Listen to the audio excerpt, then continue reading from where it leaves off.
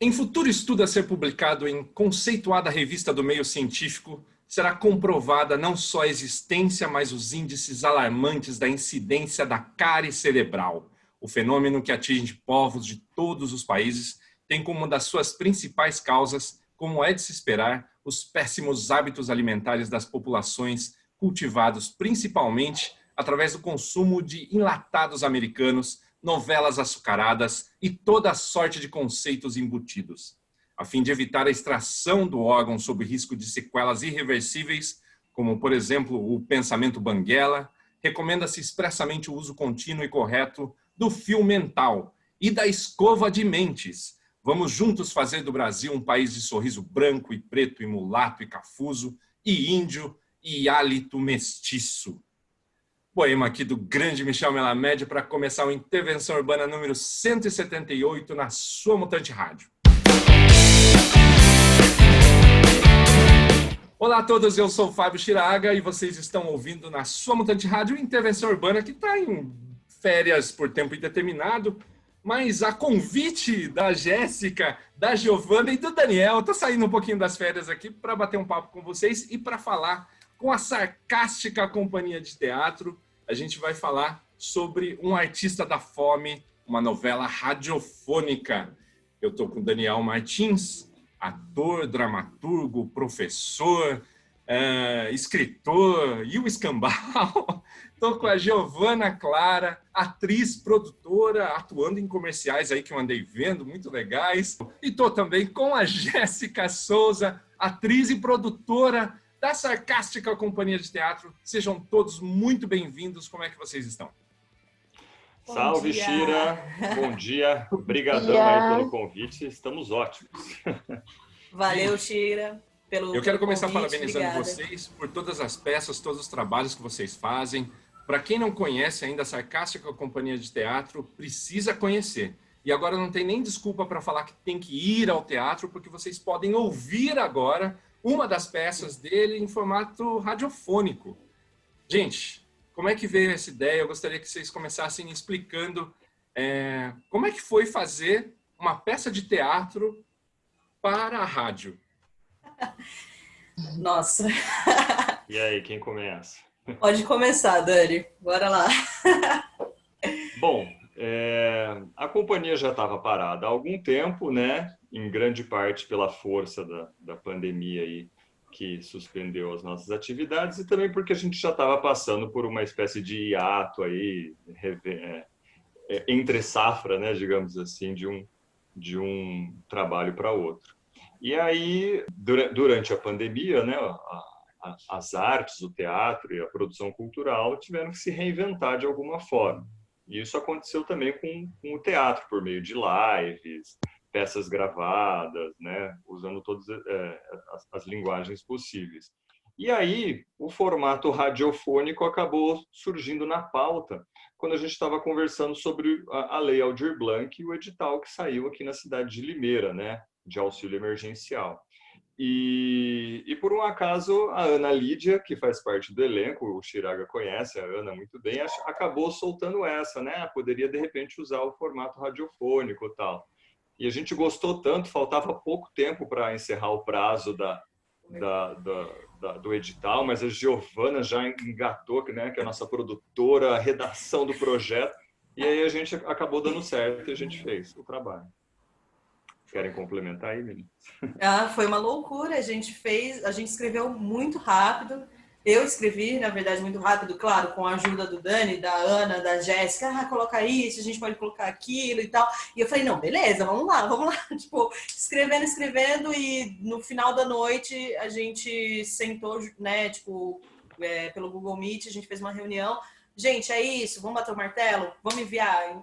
E rolou, assim, porque a gente tinha um desejo muito grande de fazer algo, né? Existe esse negócio, a gente sempre retoma o Artista da Fome, porque pra gente, acredito que para cada um do elenco, essa peça ela foi uma explosão de vários sentimentos e ela tem uma importância muito grande. Então, quando teve uma possibilidade de retomar de um formato completamente diferente, opa, bora lá, vamos fazer. Então, a gente já estava muito na nossa cabeça, a gente estruturou esse projeto de uma forma, foi rápido, mas não foi de qualquer jeito, né? A gente já estava com isso dentro da gente, né?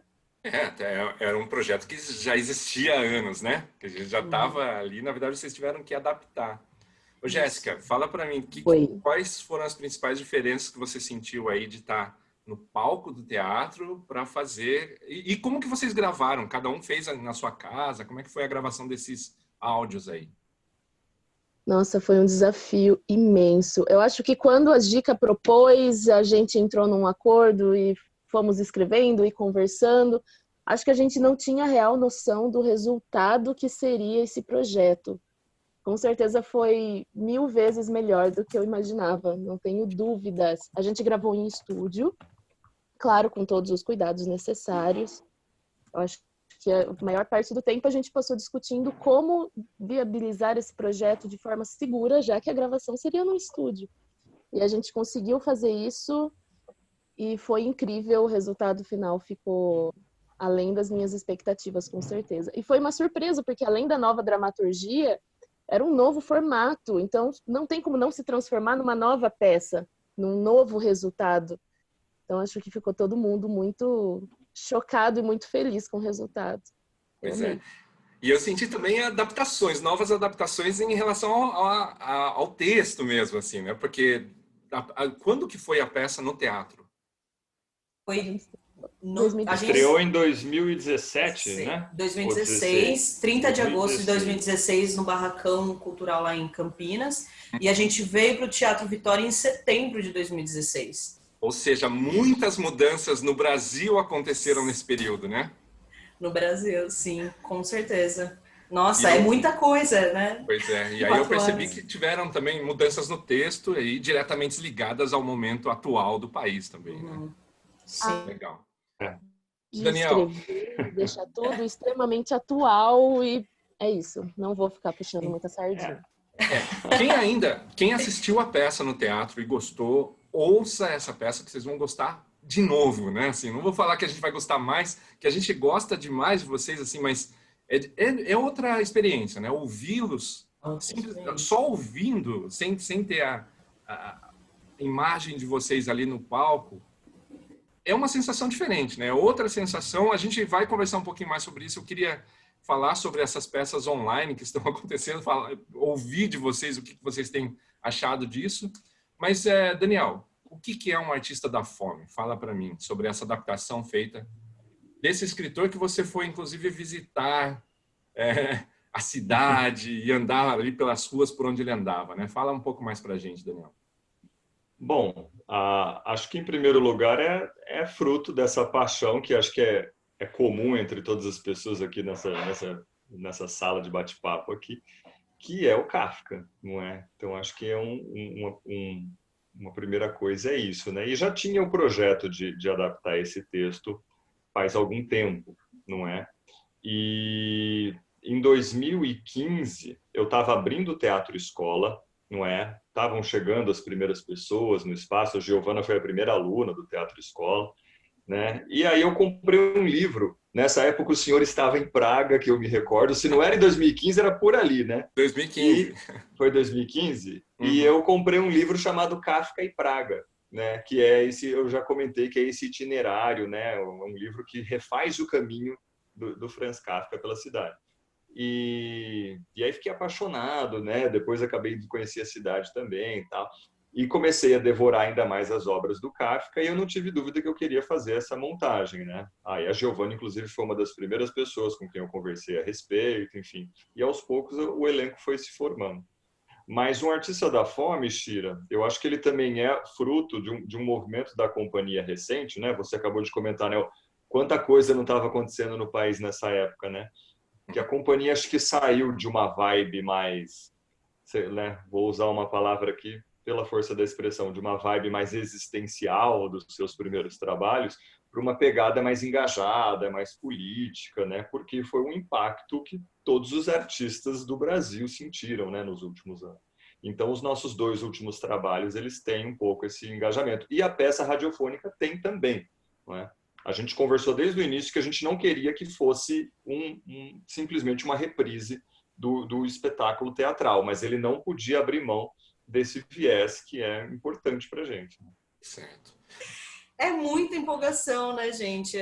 Para mim, eu posso dizer que foi a melhor aventura da minha vida, assim, é a coisa que eu vou contar um dia, se eu tiver filhos, netos, eles saberão de cabo a rabo essa história, porque foi a melhor coisa. Eu agradeço até agradeço pela oportunidade de estar com vocês, de ter confiado em vocês, ter me jogado nesse mundo, porque foi a melhor experiência da minha vida, assim, tanto profissionalmente, né, falando, eu cresci, né, estou em crescimento, mas eu cresci muito como atriz nessa viagem e pessoalmente falando tudo, assim, é muito empolgante falar dessa viagem.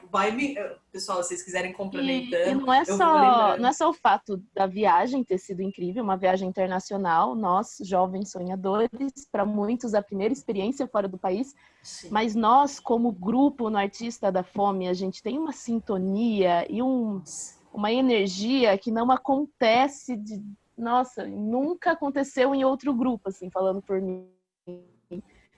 E nós, nessa formação, viajando juntos, realizando esse sonho, foi algo assim que não dá para explicar a sensação. Realmente, viagens internacionais a gente ainda consegue fazer no futuro, quem sabe, com uma vacina, não sei.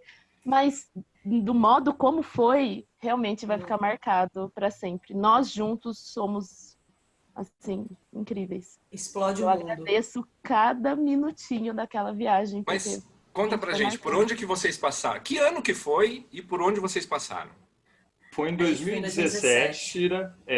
A companhia, na verdade, foi em 2 blocos, né? Foi um primeiro bloco, que foi eu, as meninas aqui, a Gi e a Gé.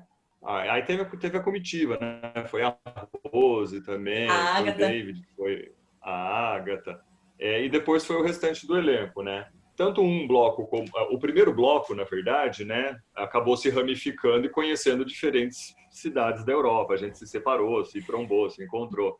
E aí depois todo mundo foi para Trieste, na Itália, não é? Encontrar com o segundo bloco que estava chegando para o festival lá.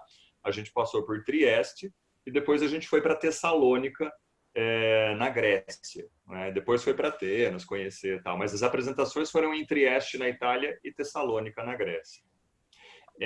Em Trieste, Shira, foi legal porque foi um festival grande, né? A gente ficou a semana toda lá, grupos de diferentes partes aí do globo. Todo o pessoal do elenco fez oficinas, os diretores dos grupos ministraram oficinas, eu ministrei uma. Então foi um processo muito rico de trocar com outros grupos também. Isso foi bem legal. A gente... E as experiências, né? Porque assim, o teatro de Trieste era um teatro gigantesco, assim, um teatro que eu nunca vi tão grande na minha vida, um negócio enorme. Na Grécia, em Tessalônica, era um porão, era um espaço alternativo escuro. A gente até gostou Sim. mais, porque tinha mais a cara do espetáculo. Então foram experiências muito distintas, assim, foi bem legal. A gente chegou nesse primeiro bloco, né? Eu e Jéssica, a gente chegou em Milão. A primeira parada foi em Milão. Ali a gente se separou.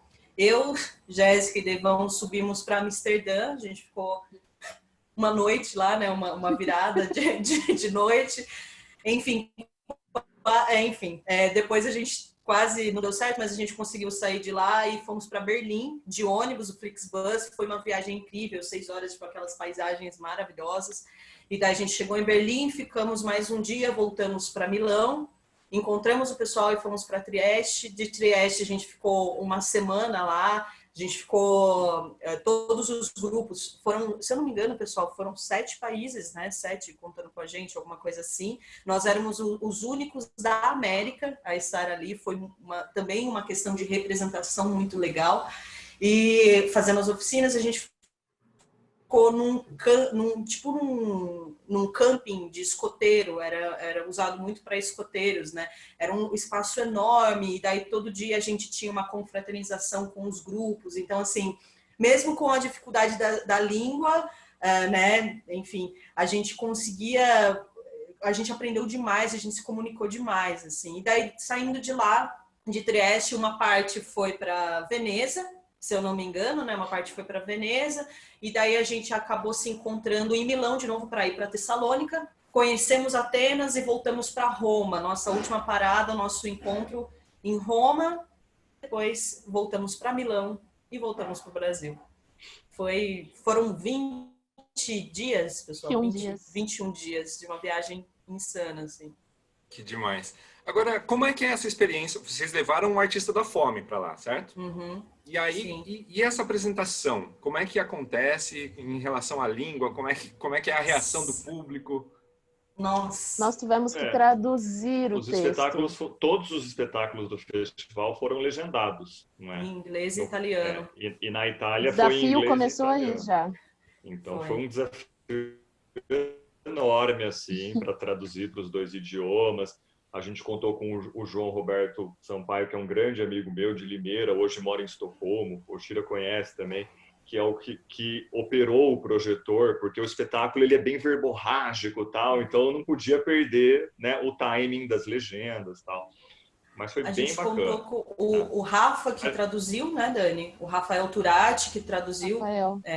Grande...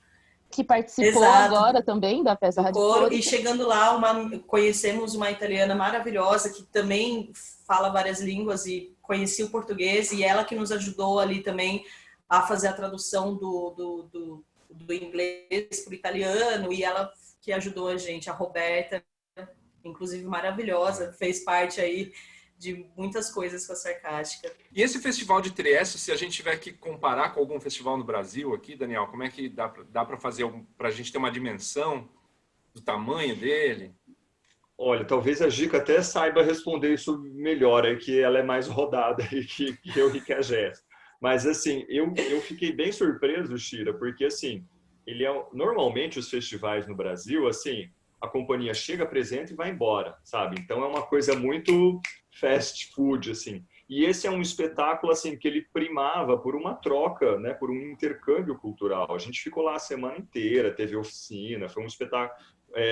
não tinha, assim, um casting gigante como o Festival de Curitiba, que tem 1 milhão de grupos, né? Era um número menor de grupos, mas a gente trocando o tempo todo. Me lembrava um pouco aquela tradição que tinha nos anos 90 dos festivais estudantis, né? Os festivais que tinham muito mais do que dos grandes festivais do país. Agora, não sei se tem a Giovana, não sei, a Jéssica, se sabem dizer se tem algum festival no país que se equipara nesse sentido. Assim. Se equiparar, não, mas ele é muito... A proposta é parecida com a MIT, sabe? A Mostra Internacional de Teatro aqui de São Paulo. Ah, sim. E, assim, traz, né? Tem festivais, tem peças nacionais, internacionais, sempre tem uma oficina aberta ao público, mas o formato realmente é uma coisa que eu, pelo menos, também nunca vi no Brasil, que era... compartilhamento, né? Era um festival de compartilhar experimentações artísticas. Não tinha nada disso. Era realmente compartilhar experiências. E os próprios artistas, mesmo, né? Os próprios artistas compartilhavam, assim, não era necessariamente aberta a um público externo. Era muito interno o que acontecia. As conversas, né, que chamava catch-up, não sei se vocês lembram, né? A gente, todo final de apresentação, a gente sentava e conversava sobre o espetáculo anterior, e a gente tinha as oficinas e tal, um momento muito de partilha, muito... Ele chamava Trieste Sharing Festival, né? O próprio nome já tem isso. A Sarcástica teve uma mudança, né, Daniel? Foi algo... Eu lembro de conversas, assim, você, a Rose falando muito sobre isso também. A Rose que faz o figurino, né, das peças da Sarcástica. Tá indo cada vez melhor, né, Daniel? Aí também eu quero que vocês falem também sobre ela.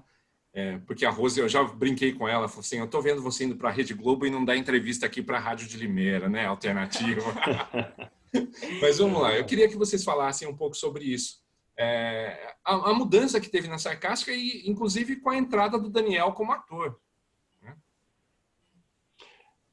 E acho que o Artista da Fome também é marco nesse sentido, né? Porque, primeiro, ele marcou a maioridade da companhia, não é? A companhia que, na verdade, a Sarcástica surgiu porque o Farid Zani, que era secretário de Cultura na época, fez um convite para eu vir para Limeira para fazer eu já morava aqui, mas trabalhava em Iracemápolis. Ele conhecia um projeto que eu tinha lá com crianças e adolescentes e se eu não me interessaria por fazer algo parecido aqui em Limeira. Então, os primeiros trabalhos da Sarcástica tinham muito essa pegada, né, de crianças, adolescentes, teatro-educação, tal. A gente não abriu mão desse viés pedagógico, mas a gente quis dar esse passo a mais, que é trabalhar com atores maiores de idade, ter uma maior liberdade e flexibilidade para viajar, até para imersão em alguns temas, não é? E aí, então, acho que uma primeira mudança é essa, não é? Aí, o que mais, meninas? A questão... pode falar também aí, pessoal, estou monopolizando aí. A questão de eu entrar como ator, o que mais? A maioridade da peça, né? O Artista da Fome, ele já diz muito de um outro processo que foi criado, né? O Dani trabalhando com crianças, adolescentes. Daí chega o Artista da Fome, uma peça aí mais 14, mais 16, né? E também com um elenco... Nossa, na época, 2016, a única pessoa menor que tinha era a Johanna, né? A nossa caçula da peça. E todo mundo já 19, 20, né? Uma coisa assim. Ela entrou prometendo que ia fazer 18 antes da estreia. Para você ver bem esse clima de transição, né? Como é que foi? E daí, assim, foi uma questão até pra gente. Eu também acompanhava os espetáculos do Dani, sempre admirei. E fazer parte de uma peça que ia fazer um marco, né, na história da Sarcástica da maioridade foi brilhante. E também ver o Daniel Martins atuando em cena, né, foi impressionante pra gente, né, porque no trabalho, né, atoral, no trabalho ali de pesquisa teatral, a gente tá... Poxa, tem a dramaturgia, a gente tem o diretor, vamos lá, a gente trabalha com elenco, mas, poxa, o diretor tá no elenco, assim, sabe? E somos um grupo muito animado, né? Nós somos um grupo, todos ali, o Chave, a Johanna, a Monique, a Ana, somos muito animados, e a gente bagunça e não sei o quê, mas, poxa, a gente tem um diretor aqui do nosso lado no elenco, e aí? E a gente foi aprendendo juntos. E foi um processo bem colaborativo também, né? Não foi aquela coisa, o Daniel não chegou com tudo pronto e só ditou as regras. A gente ficava muito tempo debruçados em cima de cenas e testando, e o Daniel lá, dando trela para nossa loucura. Até certo ponto.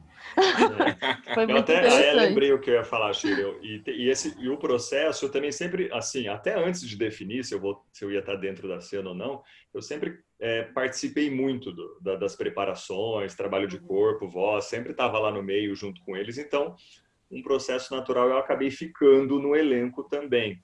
Na época, a gente tinha convidado o Rodrigo Zovico, que é um puta de um ator aqui em Limeira, do Espaço Cultura, e é um cara da minha geração, né? Eu, quando era moleque, comecei a fazer teatro, o Zô também começou a fazer, e eu já queria que o Zô, na época, fizesse o Artista da Fome, antes da Ana entrar no elenco.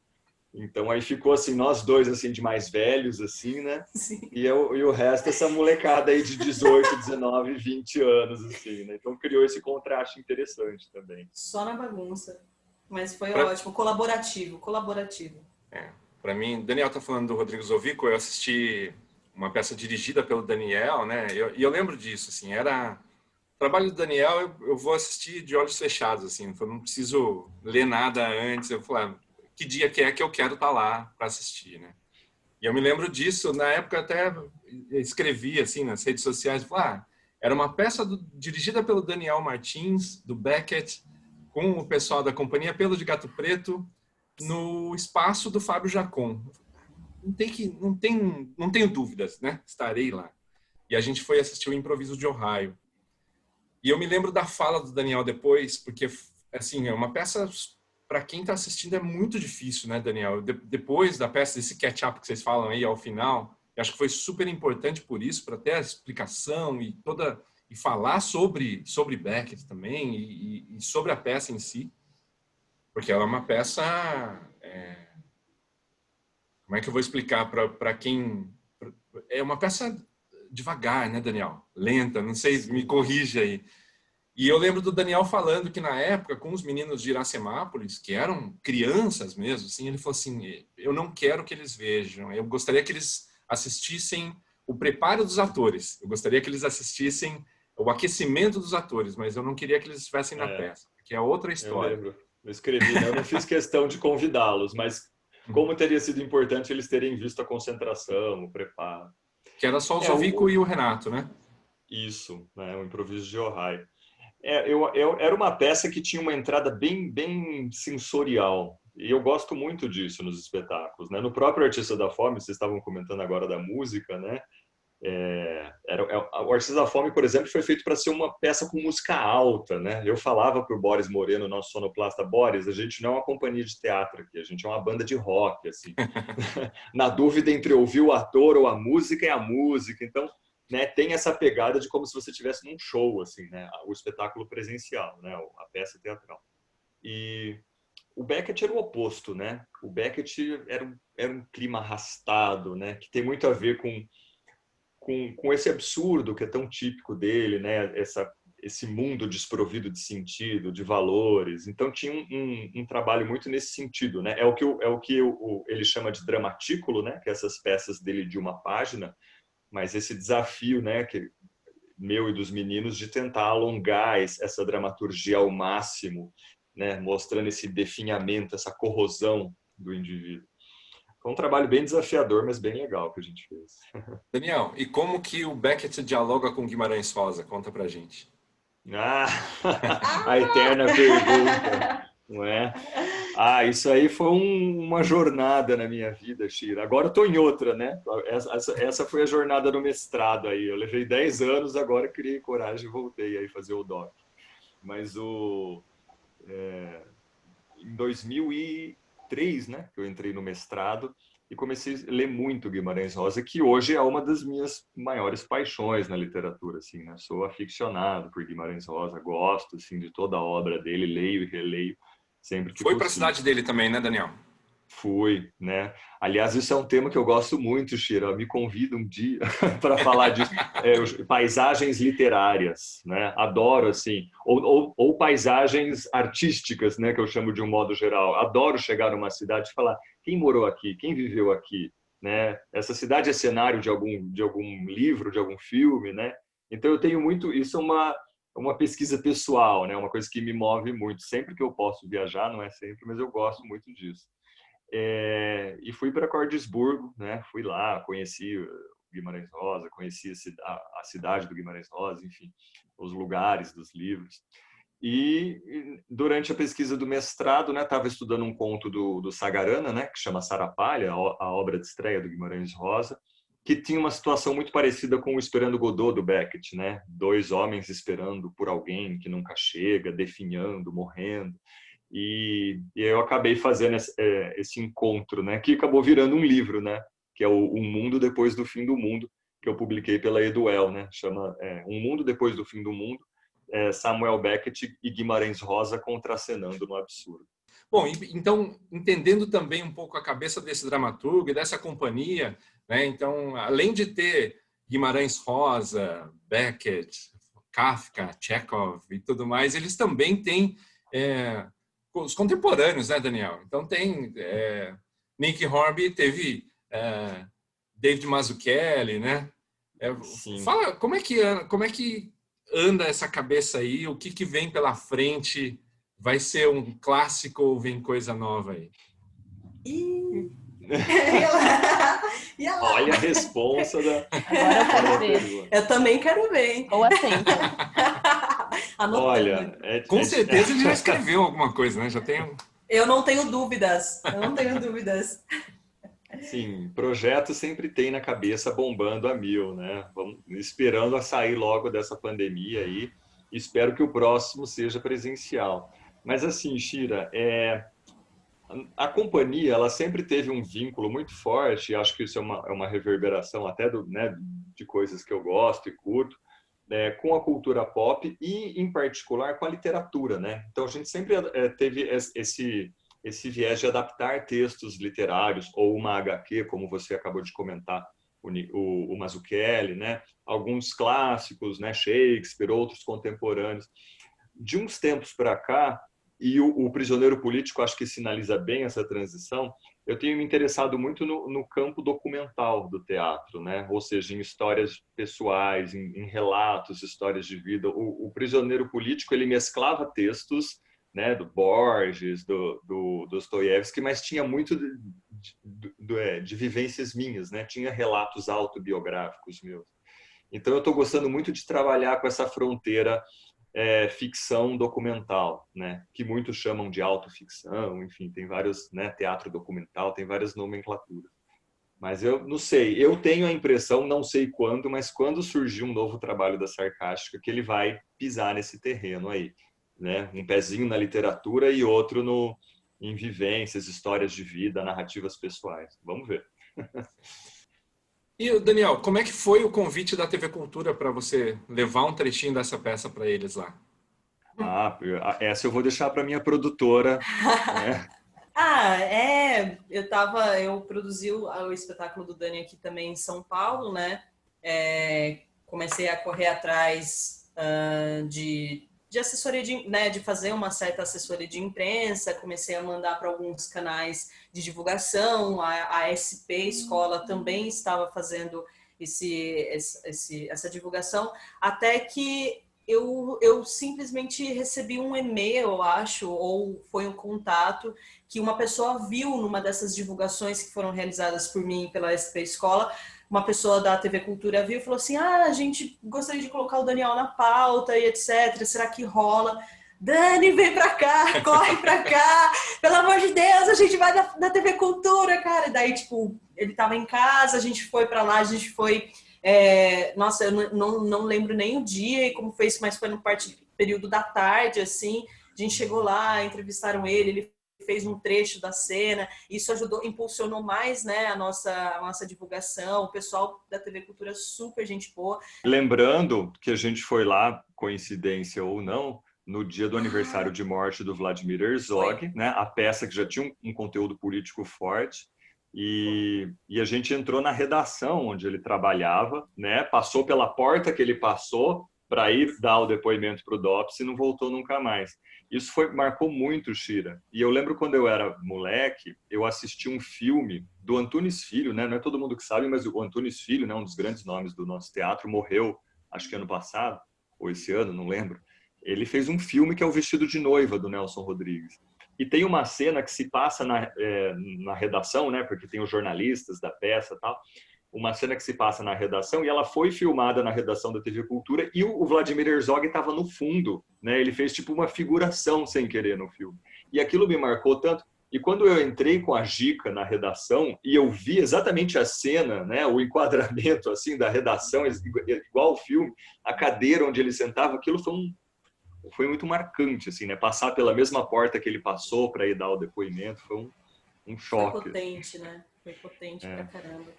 A gente viu, teve uma exposição no ano passado em São Paulo sobre Herzog, né? E aí tem as certidões de óbito, né? Com as alterações, né? Porque foi recente isso, a mudança da causa da morte dele, né? Sim. Jéssica. Só fazer um adendo na pergunta anterior, Shira, né? A gente já falou aqui de Trieste, já falou de Tessalônica, agora você perguntou da TV Cultura, né? Esse circuito só acontece porque o elenco e essas duas maravilhosas que estão aqui na tela, a Jéssica e a Gica, em particular, em especial, assumem um trabalho de produção, né? Uhum. Não só de atrizes, né? A Jéssica foi a minha produtora do Prisioneiro Político em Curitiba, a Gica foi a minha produtora em São Paulo. Então, assim, essa preocupação de não só estar em cena, né, mas de fazer esse trabalho externo, que é um trabalho de produção, que se a gente não fizer, ninguém vai fazer pela gente. E é isso que garante a capilaridade, né, a circulação do espetáculo que a gente fala, né? Então, o meu agradecimento, meu beijo, meu abraço proibido da pandemia nessas duas maravilhosas que estão aqui. Pois é, porque é um trabalho que não aparece, e sonoplastas, né? Iluminadoras e sonoplastas. Também, né? A gente também. vai tentando aí. Se precisar, a gente faz. Essa é a realidade. A gente está aqui para isso. Jéssica, eu queria saber de você um pouquinho. Você está no coro da Orquestra Sinfônica de Limeira, é isso, né? Sim. E você também está envolvida em produção da orquestra. Eu trabalho na comunicação e design da Orquestra Sinfônica e antes disso eu já cantava no coro da orquestra. Certo. Jéssica, e aí eu queria que vocês falassem um pouquinho agora, tentando ligar isso com o teatro também, porque a orquestra também está indo para o YouTube, né? É uma maneira que o pessoal está encontrando de continuar sobrevivendo e apresentando o que tem sendo feito, né? Como é que está sendo esse trabalho? Conta pra gente. Foi um desafio imenso. A gente parou os trabalhos presenciais em maio, se eu não me engano. E a gente não pode parar, essa é a realidade. A gente não pode parar. E o YouTube foi a forma que a gente encontrou de continuar com os concertos. No início, a gente reprisava os melhores concertos, o Rodrigo Miller fazia uma seleção, os concertos oficiais eram os reprisados, e depois a gente começou a gravar, seguindo todas as regras e tudo mais. A gente começou a fazer concertos gravados, fizemos live, surgiu a oportunidade de um concerto patrocinado, com uma estrutura um pouco diferente. Agora, no final do ano também, concerto gravado. E teve um concerto presencial também no Encontro Internacional de Cordas, e foi a nossa primeira experiência, desde que começou a pandemia, no Teatro Vitória, com capacidade reduzida. Mas é um desafio diário, creio que não só para a gente, né, mas criar formas de se manter ativo como artistas no meio disso tudo, ainda mais numa área tão desvalorizada como a música, né? A gente simplesmente não pode parar, a gente depende disso. Está sendo um desafio, mas está sendo muito bom também, é muito aprendizado. Legal, legal. Mas e tá rolando, né? A gente consegue acompanhar, assim, as coisas estão acontecendo, apesar de todos os desafios enfrentados, né? E acho legal o Daniel citar o trabalho das produtoras da companhia, né? Porque, na verdade, o que o pessoal está sofrendo muito é isso, né? Toda a técnica, toda a produção, todo mundo que está no backstage não está aparecendo, não aparece geralmente, né? E na pandemia segue sofrendo, porque a gente não sabe quando vai acabar, né? A gente não tem... Sofrendo muito mais, porque eu acho que ninguém imagina, né? Pra gente aqui na Sarcástica, na orquestra, em tudo, ver o trabalho final é a ponta do iceberg, né? O que veio antes, pra gente pensar em tudo e viabilizar tudo isso, é um trabalho extremamente cansativo. A Gica, bater então, a agenda de melhor ainda. Bater a agenda de atores, então, o maior desafio da produção. Sim, eterno. Verdade. Eterno desafio. E vocês assistiram alguma peça online, gente? E aí, pergunta também, é uma peça de teatro? Como é que funciona isso? Ai, meu Deus. E aí, é teatro ou não é? Se é filmado, é teatro ou é cinema, né? Audiovisual. Bom, não sei se posso começar. Eu vi algumas coisas, assim, vi por cima, né? Porque eu trabalho no Fomento ao Teatro, Prêmios da Renato, aqui na Secretaria de Cultura de São Paulo.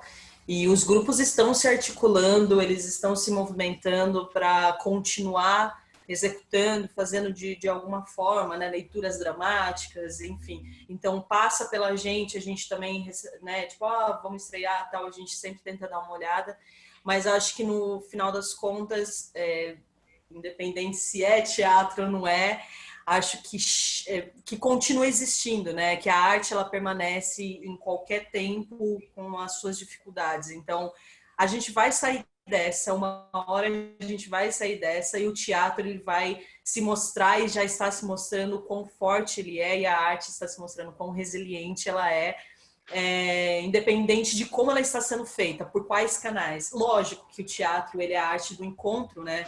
Teatro presencial, né? Você sentir o público te sentir, nada substitui. Mas se é por esse caminho virtual que a gente vai conseguir chegar, que continue assim, pelo menos até o final da pandemia, até quando a gente puder se reencontrar novamente. Eu estou tentando lembrar uma frase. Pode falar, gente. Porque artista é isso, né? A gente simplesmente quem vive disso não dá para ficar parado. Impossível. É impossível não fazer arte.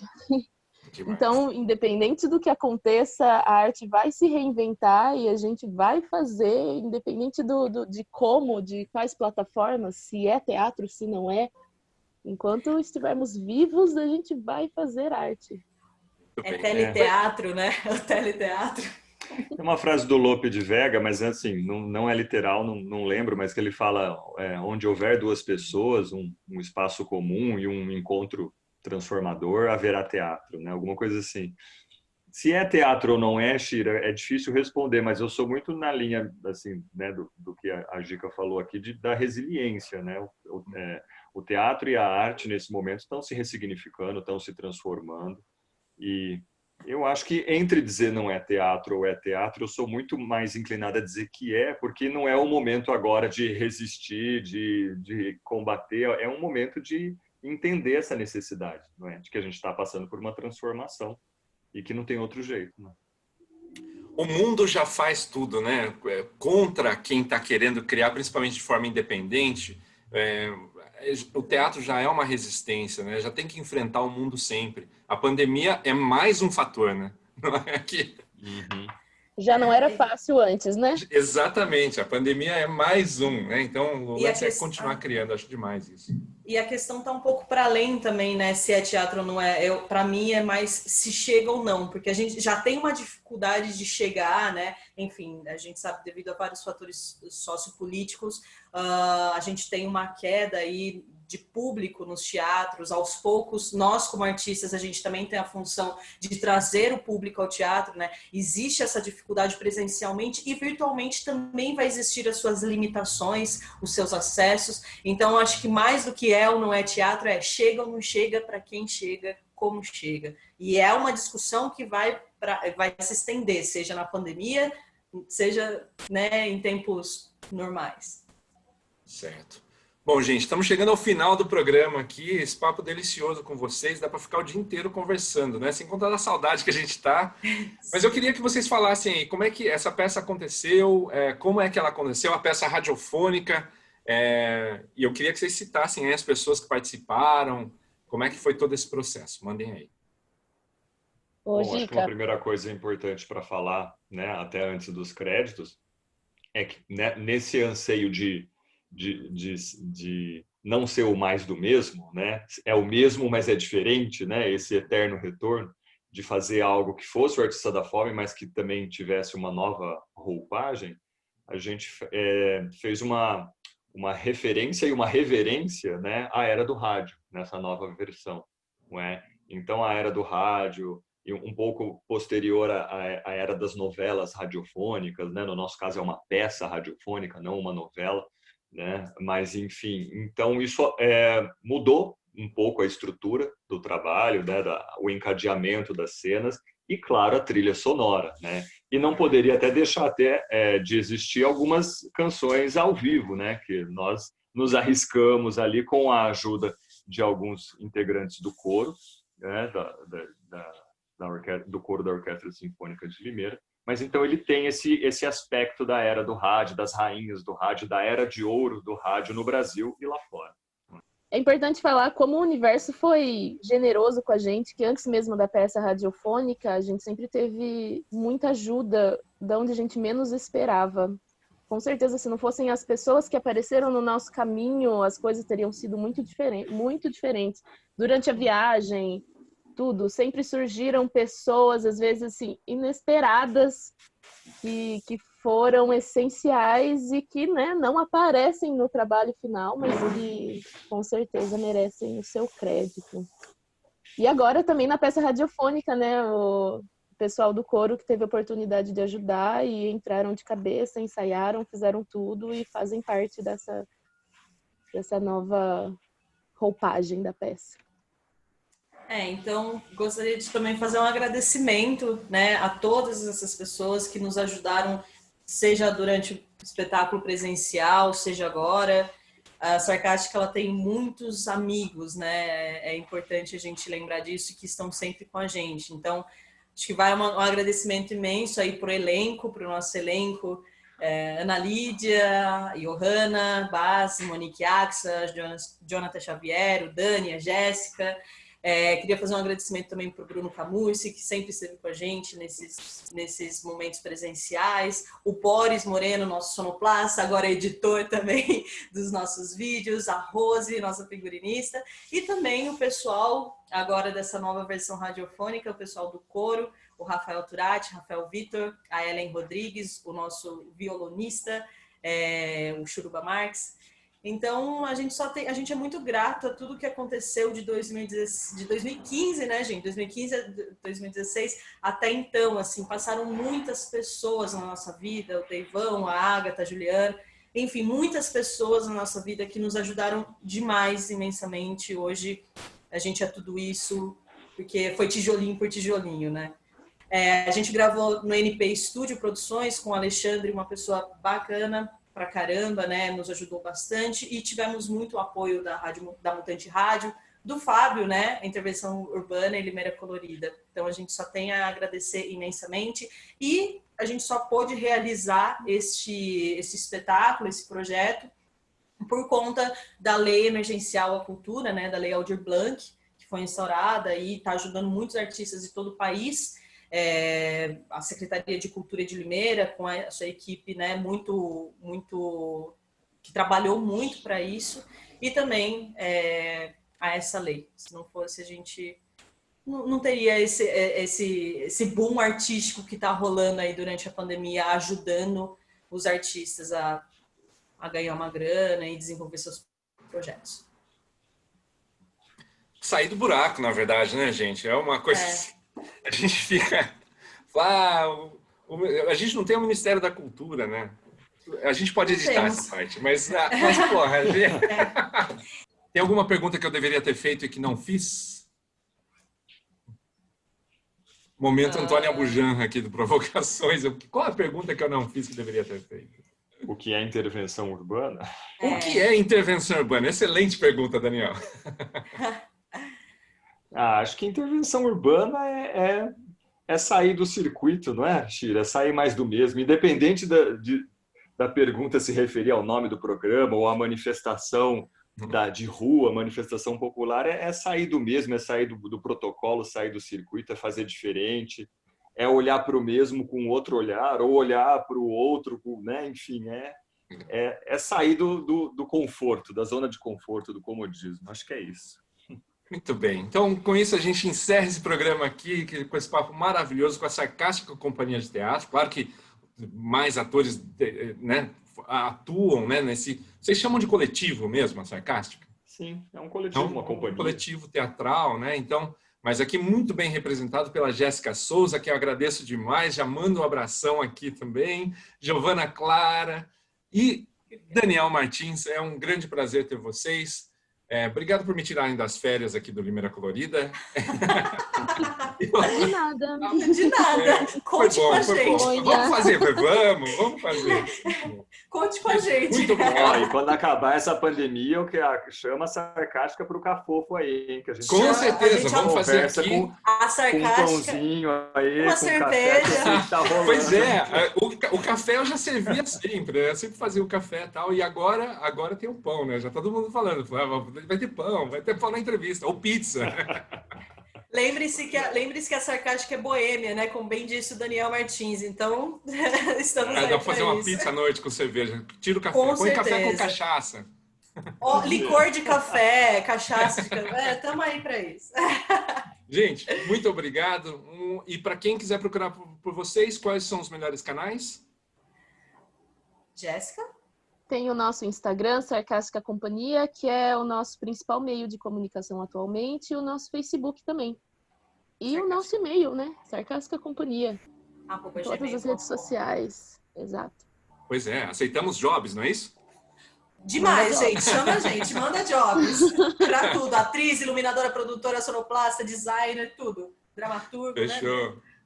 Vamos encerrar dando um tchau aqui, então. Sei lá, a gente faz uma cena final aqui. Falou, gente. Tchau.